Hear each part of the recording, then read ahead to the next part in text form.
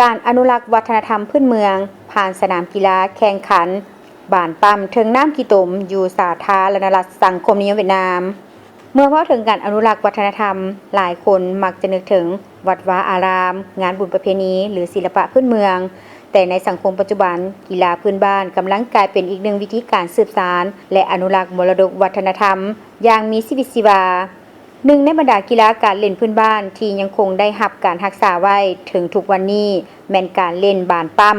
ถึงเดินน้ำขี้ตมซึ่งเป็นเอกลักษณ์ทางวัฒนธรรมที่ผูกพันกับชีวิตชุมชนและความเชื่อของชาวบ้านว่าการแข่งขันท่ามกลางดินที่มีน้ำขี้ตมบ่เพียงแต่สะท้อนให้เห็นจิตใจนักสู้เท่านั้นหากยังช่วยรักษาธรรมเนียมพิธีกรรมและความทรงจำทางวัฒนธรรมที่ถูกสืบทอดมาจากหุ่นสู่หุ่นในขณะที่หลายคุณค่าวัฒนธรรมพื้นเมืองกำลังประเสริฐกับความเสี่ยงเลือนหายไป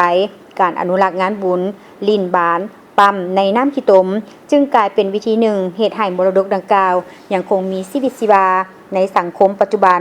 ต่อไปท่ามกลางเสียงกลองเสียงเสียดังคึกคืนดังก้องสนั่นไปทั่วเดินบานงานบุญบานปั๊มในน้ำขี้ตมได้กลายเป็นจุดนัดพบทางวัฒนธรรมอันพิเศษของชาวบ้านในทุกๆฤดูร้อนมาถึงผ่านแต่ละงานบุญด้วยความร่วมมือร่วมใจกันของชุมชนในท้องถิ่นมรดกอันเป็นเอกลักษณ์นี้จะยังคงได้รับการสืบสานต่อไปท่านเวียนกงทงหัวหน้าทีมกีฬากาวาเสียงกลองและเสียงเสียจากผู้ชม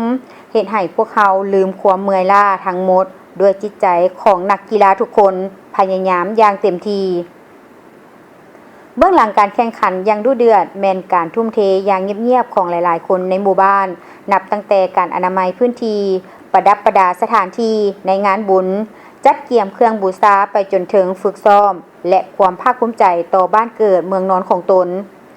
สนามแข่งขันกีฬาบ้านปั๊มในน้ำขี้ตมได้รับการกักเกี่ยมอย่างพิธีพิถันน้ำที่ถูกนำเข้ามาในสนามและดินตมถูกผสมกันให้เหมาะสมเพื่อรับประกันสภาพการแข่งขันที่ดีที่สุดสำหรับชาวบ้านการเล่นบ้านปั๊มในน้ำขี้ตมบ่เพียงแต่เป็นการเล่นพื้นบ้านเท่านั้นหากยังเป็นทรัพย์สมบัติทางวัฒนธรรมอันล้ำค่าของชุมชนตื่มอีกก่อนลงแข่งขันนักกีฬาทุกคนต้องปฏิบัติพิธีดังเดิม